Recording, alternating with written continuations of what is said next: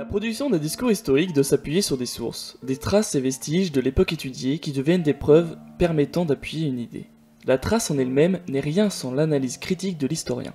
Ces traces sont livrées par des individus extérieurs et sont sous forme de trouvailles archéologiques, des documents écrits, de l'iconographie, des témoignages, des articles de presse, etc. Et ce qui est le plus intéressant, c'est que l'on se rattache à ces sources car nous ne pouvons faire l'expérience du passé. Nous n'avons pas de machine à voyager dans le temps. Mais quelque chose s'en rapproche, et c'est de cela dont je vais vous parler aujourd'hui. Direction le Londres de l'époque victorienne, pour se pencher sur le thème du travail en 1868, dans la ville de Briques et de Fumée, bordant la Tamise. Et nous lançons le jeu Assassin's Creed Syndicate, signé Ubisoft en 2015. Pourquoi avoir choisi un jeu vidéo ? Comme un livre, un film ou une exposition, c'est un support aux propos historiques. Seulement, il faut tout de même prendre du recul.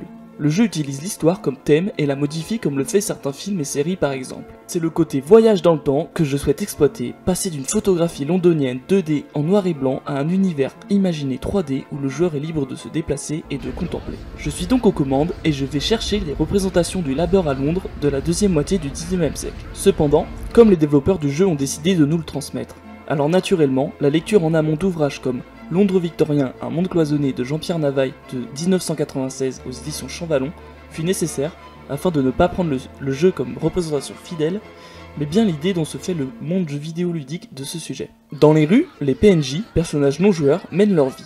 Bourgeois, marchands, musiciens, mendiants, les rues grouillent d'activités et c'est cette représentation qui nous intéresse. La simulation de ce que pouvait être la vie professionnelle au sein de la plus grande ville mondiale de son temps. Les industries lourdes restent en dehors de la ville. Mais je cite, « La capitale offre un éventail extraordinairement varié d'activités artisanales et industrielles.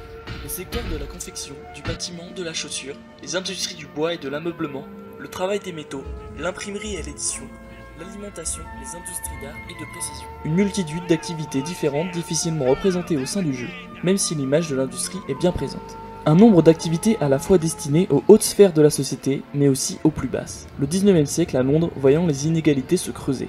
De même manière que les dockers déchargent les produits des colonies qui ne leur sont pas destinés, mais sont consommation des plus riches, après, les mudlarks fouillent la vase afin de trouver les éléments tombés des bateaux, et les sewerlarks tamisent les égouts descendant de chez les riches, afin d'y trouver, je cite, la cuillère en argent jetée par inadvertance. Dans les cinématiques du jeu est représenté un travail dangereux, meurtrier même, ainsi que l'exploitation des enfants.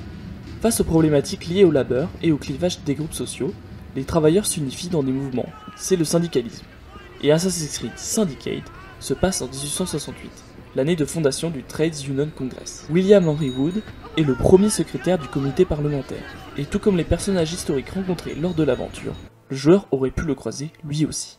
Pour conclure, l'univers offert par le jeu, le brouillard dans les rues, ce fameux smog, mélange entre smoke et fog, les inégalités sociales, l'industrialisation et la chape de fumée au-dessus de la ville, et un monde qui se lie bien aux sources écrites. En ce qui concerne le travail, celui-ci est bien représenté, surtout en ce qui concerne les activités extérieures, car l'accès au bâtiment est restreint. Alors le travail des enfants, l'immigration horaire et l'activité forte de la Tamise ressortent et entourent le joueur afin qu'il s'arrête pour observer certaines scènes de labeur éreintantes, comme j'ai pu le faire maintes et maintes fois.